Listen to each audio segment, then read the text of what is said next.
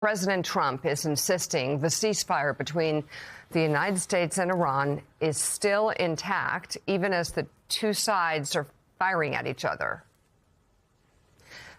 U.S. Central Command announced yesterday that Iranian forces launched multiple missiles, drones, and small boats at U.S. warships transiting the Strait of Hormuz, adding that no ships were struck. CENTCOM says the U.S. military responded by eliminating inbound threats and targeting Iranian military sites responsible for the attacks. CENTCOM called the Iranian fire unprovoked, while Iran says it was in retaliation for U.S. violations of the tenuous truce and claimed significant damage to U.S. ships. When asked by ABC News about the U.S. strikes, President Trump said, quote, "It's just a love tap." He delivered a similar message to reporters in Washington last night. After these strikes, is the ceasefire with Iran still on? Yeah, it is. They trifled with us today. We blew them away. They trifled. I call that a trifle. I'll let you know when there's no ceasefire. You won't have to know. If there's no ceasefire, you're not going to have to know. You're just going to have to look at one big glow coming out of Iran. And they better sign their agreement fast. The talks are going very well, but they have to understand if it doesn't get signed, they're going to have a lot of pain. They're going to have a lot of pain. I mean, how many times has he threatened them with a lot of pain? And then I must say, John Lemire, he just keeps backing down. They can do whatever they want to do, and he just keeps backing down, and he's done it again. And, you know, let me just read this. And it once again shows the disconnect between our allies, no, not in Europe, but in the Gulf region, and the White House. The United Arab Emirates Defense Ministry said on Friday morning, today is Friday morning, that its air defense systems were intercepting missiles and drone attacks from Iran. And, of course, those attacks have continued over the past 3 days. They are attacking the UAE. They're attacking our other allies in the region, and also the news that the Saudis were so angry at, the president moving forward with a plan to move ships through the strait and move away from the blockade, that they actually said you can't use Saudi airspace anymore to launch your attacks. I mean, We've got a president who is so desperate to end this war on whatever terms the Iranians want to end it on. It bears repeating. He's going to leave a nuclear Iran. We found out yesterday that 75, which we're going to get to in a second, that up to 75% of Iran's missile technology continues. That's what the UAE, the Saudis, everybody else, Qatar, everybody else in the region said. Do not end this war without taking away their ability to launch missiles at us, because they're more radicalized and angry than ever before. All of the terror proxies are still just as strong around the region. And again, Netanyahu continues his endless war, and Hamas and Hezbollah continues to prove they can survive his endless. I can go on and on. But my gosh, I know the president desperately wants to get out of there because Republicans are telling him he has to look weak and look desperate to get out of there. But man, this is going to be a colossal. In breaking news, Donald Trump is getting kicked right in his World Cup after making this boastful claim just a couple of months ago. What can fans expect of the World Cup here in the U.S.? I think it's going to be fantastic. We've set every record you can set. Because it turns out him and his FIFA cohort are setting records that no one should be proud of, and I have all the humiliating details for you next. Let's jump right in with reports from France, Australia, and the United States that outline the football mess that is unfolding, and then I'll have Trump hitting pause on his victory lap. It's the planet's biggest sporting event with a price tag to match. As North America gears up to host the 2026 World Cup, organizer FIFA is under fire for stratospheric ticket prices. President Gianni Infantino citing the U.S. resale market as he sought to defend FIFA. We have to apply market rates. If we were to sell tickets at the price which is too low, these tickets would be resold at a much higher price. World Cup revenues first surpassed those of the Olympics with 2010's South African edition, but this year's move to the US has taken it to another level entirely. While the 2024 Paris Summer Games brought in around $5.25 billion, FIFA expects revenues for the 2026 World Cup to hit $13 billion, with $9 billion of that getting raked in this year. Roughly a third of that will be via tickets that are priced much higher than 4 years ago. Today we were looking on FIFA's official resale platform for people who have World Cup tickets and want to resell those tickets. And what we found was one ticket which was for sale for $11.5 million. One ticket. $11.5 million, that is £8.5 million. That's a joke though, isn't it? Well, it is. And also, it's not even a very good ticket. I've been to the MetLife Stadium. It's one of the worst tickets in the stadium.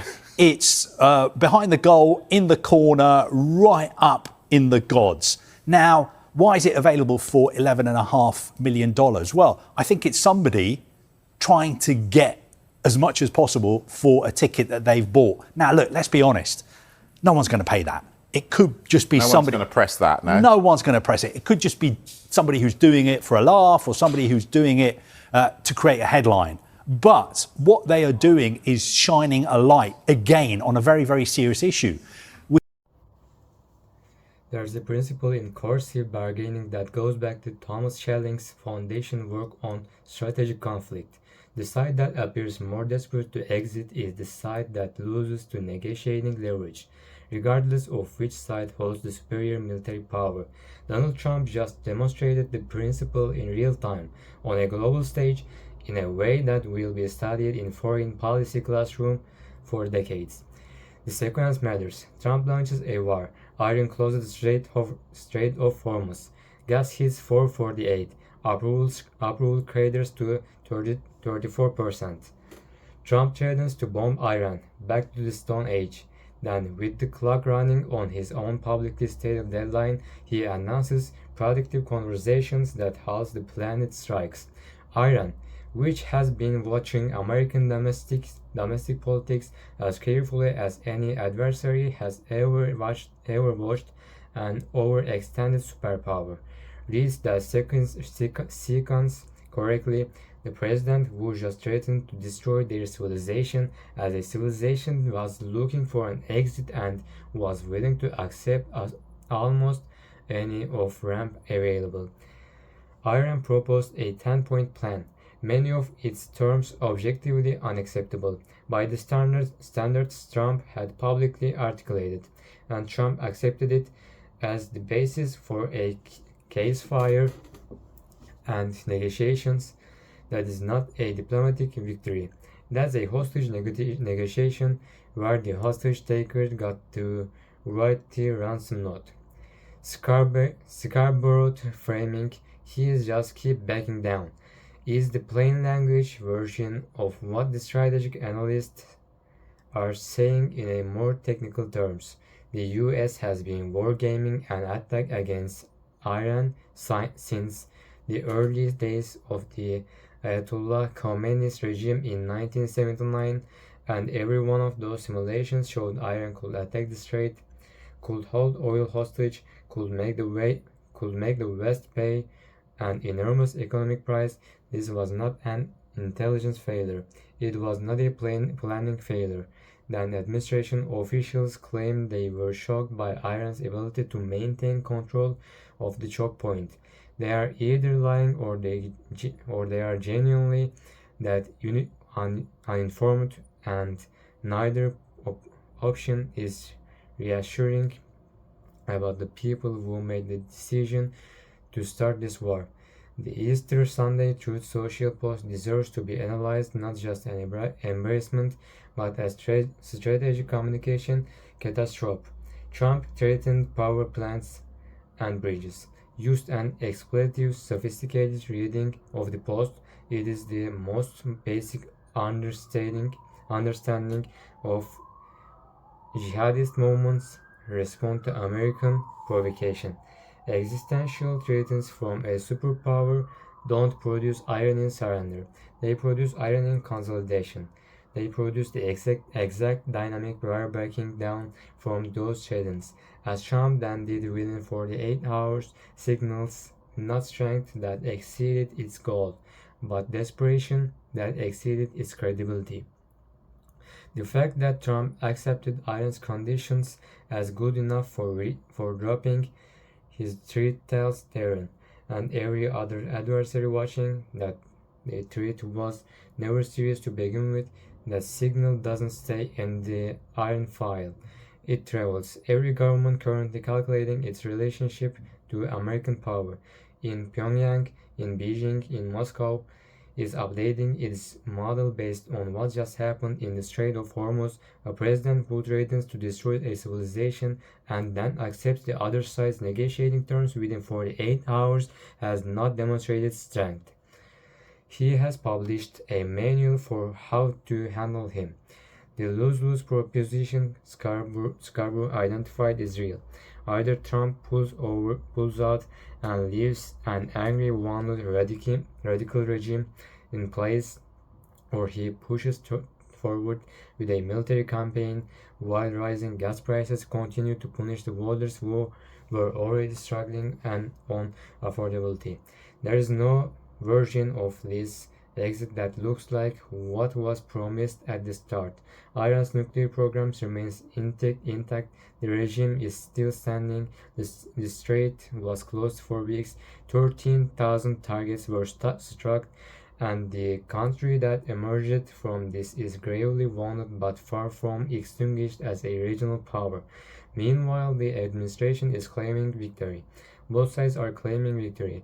When both sides claim victory after a ceasefire, it almost always means the side with the stronger original position extracted the better deal, and Iran had this trait.